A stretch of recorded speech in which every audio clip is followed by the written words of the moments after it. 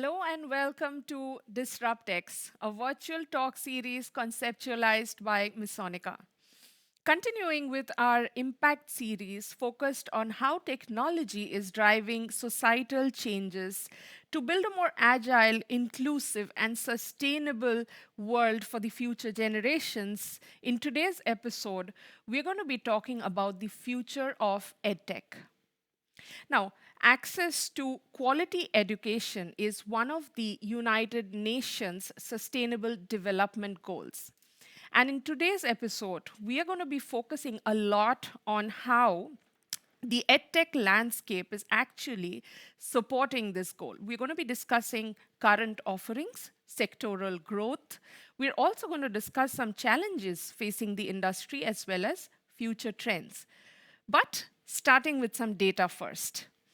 The global edtech market, currently worth $127 billion, is estimated to generate revenue worth roughly $430 billion by 2030, growing at a CAGR of 16.5%. As classrooms are being redesigned to fit the evolving needs of the 21st century learner, if anything, a shift from the traditional to interactive and digital formats have greatly transformed the way education is delivered today and skills are being built. In today's episode, we have some wonderful speakers who are going to help us understand and share a lot of valuable insights from the EdTech landscape. On that note, allow me to welcome industry veteran Shamima Parveen, founder of EdTech Middle East and India. A very warm welcome, Shamima. Thank you. It's lovely to be here. Thank you for having me. Likewise. Joining us from Jordan is Afnan Ali.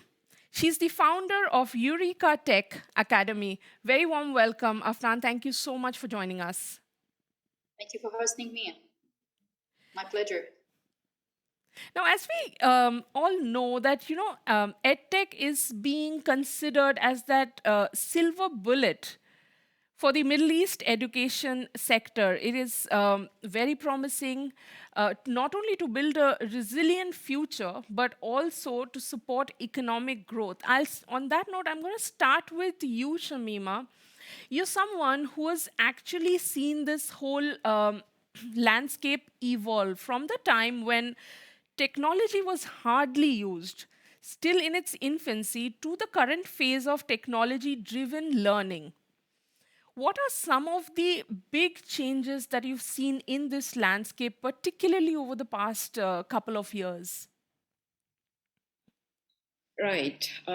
So the major change is the overall adoption of technologies for learning is considered as an essential mode in the learning process, which is a huge change in the mindset by all the stakeholders in the education, whether it is the administration, teachers, students, and parents. With the rise recently of the need for personalized learning and the need to support learners at all levels, Yeah. EdTech is now coming to be present at every facet of the student's learning cycle. If you look at a day in the life of a student or a teacher, they are touched by technology, whether it is an administrative technology or an academic technology, from the time they enter the school campus and even after they reach home from school. Now, recently during COVID, parents or even the larger community became more involved in the learning process. So there has been an upsurge in the edtech landscape with innovation solutions to many problems that have been discovered recently. Another uptake during COVID is that the teachers have become more confident in using technologies. You know what they say, necessity is a mother of invention. Previously, what used to take years to implement, now teachers have been able to implement it in a matter of months. So these have also seen adoption of edtech rising in the campuses across, whether it is in K-12 schools or in higher education. But I also see the innovation in EdTech, specifically in the MENA region, is just a beginning as the collective approach to learning has changed for the better. Governments and organizations are partnering together when we are going to see more richer, inclusive, and effective learning ecosystems emerging. I also want to add one more thing, since I wear two hats, which I also been seeing from an investment perspective. In MENA, there is a rise of tutoring platforms and social learning platforms that connect students with tutors and education expert for at-home learning, which is also a great way to emphasize that learning is a continuous process. It's not just limited only to the education institutions. Absolutely. Couldn't agree with you more, Shamima. And what has been seen is technology develops at a very rapid pace.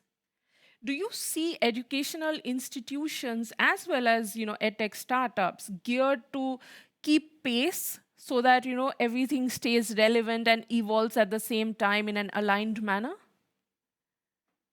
No one is able to keep pace with technology or the pace of change in society right now, because things have evolved so quickly and it is only getting more and more faster. So Sure. it is a continuous process, but I think there is a collective intention to ensure that skills that are required for the future is provided to the students by education institutions, Yeah. as well as innovation happening by the edtech industry to ensure that companies like us or Ahnan over here as well, providing solutions that we see are required for the current today as well as for the future. Sure, sure. I'll turn to you, Afnan, on that note and hear your thoughts on how you see technology being used as a transformative tool, as a force for good. You can also share some examples, perhaps? Sure. As Shamima has mentioned, technology has changed and is changing a lot of things. And one of the most important things that technology is changing is the education and the tools which has been used in technology and education. And changing the education and the tools related to technology is very important because it affects directly, the jobs. Students of today, they are the employees of tomorrow. Absolutely. So changing the tech education will affect directly the economy and will affect directly the future of this generation. And I would like to share some studies and some numbers related to this point, which is, to me, it's very, very interesting. One of these studies, which issued by the WEF, shows that 65% of the school children today will end up working with jobs that do not exist yet. Study number two is about the number of jobs that will be transformed by technology. It's about 1 billion jobs will be changed and transformed by technology by the 10 next years. So it's almost 1/3 of all jobs worldwide will be changed because of technology. So I think that the globe is really facing a reskilling and upskilling emergency, and we should take this into consideration, starting with our educational system. Some of these studies shows that it's time to bring schools into present. I think, yeah, it's time to bring all our educational systems into present so that we can build a better future for our kids and for our students. Absolutely. And, at a time when the UNICEF says that still 1 in 5 children in this region is out of school, a situation that has become even more complicated since the pandemic. At the same time, the good news is countries like the UAE, they've committed to invest a very huge amount, increase investments in e-learning initiatives by 60% by next year, 2023. Shamima, how do you see such investments sort of used properly to make education accessible, very importantly, to all, and building these skills that are required for the future?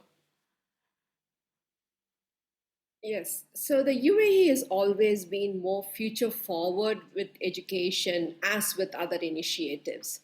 So, apart from technologies where there is a plenty of choices and options to implement, I feel we need to focus on creating a learning environment which encourages self-learning, for example, so we can build self-learning capabilities with students. an environment that accepts failure among students, so So they are more important. risk takers. Yeah. Yes, and promotes overall well-being, both mental and physical well-being, which has also become a much important factor for us to focus on. A learning environment that exhibits more project-based learning and assignments that integrates students' interest and their identities, and also assessments that have a real world relevance rather than just a textbook material. And there are a number of initiatives that UAE is involved in, which is not only investing in the e-learning initiatives for the UAE, but for the larger region as well, in building content and making it available free for the community at large in the region. For example, the coding initiatives across the region Yeah. is another example to mention as well. So these are the number of ways that we could build skills among children and youth and prepare them for the future, not only in this country, but around the region and around the world. Yes, especially, at a time this study came out about 3, 4 years ago, but then I'm sure the numbers would have changed only slightly. McKinsey and Company had said that between 400 and 800 million people will sort of be unemployed by the turn of the decade to 2030 because of robotics, because of automation driven jobs. Now, the question is, are educational institutions, EdTech startups, sort of aligning their curriculum to build these skills, to prepare pupils for the future of workspace? So, with all of the innovation and changes that's happening, education is still not aligned with industry needs, and that is related to the pace of change that we talked about. Yes. And what we would like to see is more academia and industry collaboration, where industries also take a step and collaborate with institutions by playing a closer role in education. For example, we are working with a leading industry organization in the UAE Hmm. to create connection with the students, so they are learning concepts in schools related to industry applications rather than just theoretical knowledge that are not related to the real world, and also exposing them to real life challenges that these industries face and encouraging them to build solutions that come from the students, making them to become more problem solvers and change makers. And so it has to be a collaborative, collective effort Yeah. because of the challenges that we face in the world today, by working together with academia and industry. And that's an initiative that we feel very strongly about. Certainly, and technology then becomes a medium that sort of facilitates this entire, goal to achieve. Yes. Yeah. Afnan, can we hear your thoughts on which segments within EdTech you think requires a bit more understanding? We use a lot of terms, but largely very loosely. Do you think VR-based learning, or let's say understanding of how metaverse aligns with the future of education, or let's say STEM, which segment do you think, or something else completely, which segment do you think requires better understanding? I think this is a huge change. We should focus on a lot of segments. Number one, we should start thinking about where we are going, what things that we need to focus on, Yeah. what kind of change that we want to create. Um, and I think that the starting point should be from the futures, the jobs of the future, Yeah. and the studies which is talks about the jobs of future. According to the WEF, the top 10 required fields since around 2017, almost all of them around technology and about data science, cybersecurity, AI. So the first point we should think about, I think, the jobs of the future, because will be the starting point. The second point, we should put plans for this according to these goals. I mean, if you want to the kids, for example, to focus on cybersecurity, to focus on coding, so what kind of steps that we need to go and to make to reach this goal. Number three, to start building the content and the curriculum to reach this goal. If we want, for example, cybersecurity, what kind of courses that we should integrate with our educational systems? Is it Python? Is it algorithms? Is it coding? What kind of these content that we should put in this curriculum? And number four, we should start thinking about the tools. Because they are kids and because they are students, we should focus on untraditional tools to teach this untraditional content. This is not like physics, mathematics, and geography. It is totally different content. So we should have totally different tools like VR, like a motivational system, like a competition. I do believe that sometimes we need to create like hybrid system between online learning and offline learning. So we should start by plans, content, curriculum, and then we start to think about the tools and the methods that we need to use. Most of solutions always focus on the tools and methods, while I think that we should start by putting the plan, the content, and then use the tools that we need to facilitate this mission. So these are the segments that I think that we need to focus on to reach the goal that we need to make, the huge change that we need to make in our educational systems and in our present to prepare kids for the future. Certainly. And a big aspect of that, I feel, is also keeping the human touch alive, you know? Of course, I do believe a lot of studies shows that the two skills that this generation need is learnability and changeability. Yes, Learnability, the ability to learn things self-learning, and the changeability to change fast because technology is changing really fast. While exactly. I do believe that we need, as you said, the human touch because they are kids. So, and we cannot make a sudden jump between the offline systems and the schools to the online platforms and Exactly. online education. Exactly. We need to create sort of hybrid system between both of them, at least at the beginning. Absolutely, absolutely. Afnan, I'll stay with you and dwell a few minutes on the funding landscape. In the year 2020 itself, around $30 million was sort of invested into MENA-based edtech startups, and this is starting from a low base and which is going to grow.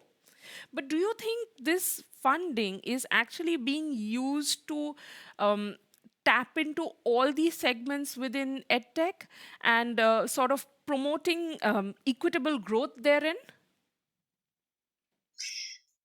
I do believe in the power of education, and I do believe if we invest in education, we can create better lives for the kids and for our communities and for ourselves as well. I hope that the big NGOs and the governments can put a solid investment and a serious attention for the plans for investing in education. And this investment should be like the SDGs goals should be separated to give equal rights and high quality education for all kids. I wish that we can give opportunities for refugees kids at camps, for public school students, Yes. for private kids students to have equal equity and to have the equal rights of high-tech education and high quality education. As Shamima said, I think that the investment and online courses and the free content, to develop free content so that it can be accessible for all kids in the region should be one of our priorities and the priorities for the governments and the NGOs and big governments. The mission is huge and the investment needed, I think, yes, it's huge, but we should put this investment carefully in the content, as I do believe in the content, the curriculum, the plans, then the tools, not the tools and then the curriculum and the content. So we should start with the content and then go to the tools like VR, like gamification, all these things. I'm so glad you said that. Shamima, you spoke about self learning, also self paced learning. And in that context, I'm very curious to understand what kind of challenges do you see educators and educational institutions facing when it comes to developing these kind of curricula and also imparting it in the right way to students of today? So students now want more personalization, Mm. which is what, and also they're addressing their different learning needs because each students learn at their own paces. And there are a number of different technologies that are available now that education institutions can use, which integrates artificial intelligence in a way that tracks students' learning levels, their Mm. interests, their time of learning, and is able to package this specially for individual students, Mm. so that motivates and encourages them to learn further. Because when they sit in a classroom, they are one among 20 or Yes. 30, and it's impossible for a teacher to be able to directly interact with every single student. So normally it's always considered that the teacher teaches to the middle, not to the top and not to the bottom. Mm. So this kind of technologies help individualize and personalize the learning. And so it does not have to be a replacement for the classroom, which is a much important aspect in creating that human element, like you said, Yeah. because we all want to learn from each other. Learning from a teacher and also a peer-to-peer learning is also a Yes. much important aspect in the learning process. But integrating these technologies that provide that attention to individual learning needs elevates the learning and also creates a better learning outcomes, which is what institutions and the teachers want to achieve as well at the end of the day. Absolutely. And do you see any hindrances faced by the industry today? And are there, what according to you would be some probable solutions? Uh, So now I don't see actually just hindrances, I see a lot of opportunities. Hmm. We actually live in very exciting times that there are more possibilities than ever regarding education, and actually it is more overwhelming at times. So there are plenty of opportunities that exist, and I'll mention the top three ones actually that I feel are something that we need to take advantage of. One is, like what Afnan mentioned, future skills. With the changes in jobs, the industry, the society, the skills that are required are more than just hard skills. There's been a lot of emphasis on aspects like STEM education, for Yes. example, and I think it's time Yes. to expand that to include more essential human skills that you just recently mentioned, like empathy, Yeah. communication, collaboration, etc., and combined with building an entrepreneurial and innovation Absolutely. mindset, which is really what is required, I think, to be successful in the future for the current students. I'd also include a couple of others. One is micro credentials, which is a bit of a early stage at this part of the world, maybe, but with the skills needs shifting so quickly, higher education is beginning to morph to more lifelong learning Yeah. with micro credentials that can provide kind of like stackable certificates that they can build on top of the other. Mm. Now, organizations like Amazon and others are now providing certificates that directly relate to job requirements. So it's not that the students need to spend a 4-year degree, which is still important, Mm. but can still get these certificates that is immediately applicable for a job requirement, which is these are the changes I see that we can expect more. And you mentioned about metaverse. Well, AR and VR is no more new. It's been around now for a Yeah. while, and the spread of metaverse, it's still very new. It's exciting space. We don't know what it'll bring in the future, but I think what it has is a potential to drastically alter the way we learn, Mm. because it provides social connections while learning remotely and opening up a whole new world for building for the future of education, I feel. uh, and I think students are more ready for it than the education institutions, I think, and that's where we need to change more from that perspective to connect with students. Just as Yeah. an example, yesterday I was very surprised to hear my grandson, who's around 9 years old, mention NFTs. So Okay. casually, I had to ask what context did he really say NFT? And I understood that because he uses Roblox, where he Okay. plays, socializes, and learns, he knows these terms and what it means, and he buys these things. So I don't know yet, actually. So that is really the chasm that we need to be able to bridge, because That's where the young generation and the young people come with all of this knowledge which Yes. they can get access to, and we need to prepare to be able to connect with them at that level. Absolutely. The digital natives, as they say, they've grown up with all of this. They understand. They're not just, throwing terms at you.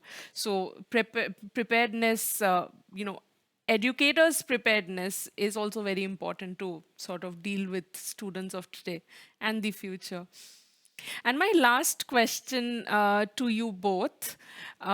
What do you think are those segments within EdTech that have the potential to fuel the future of education?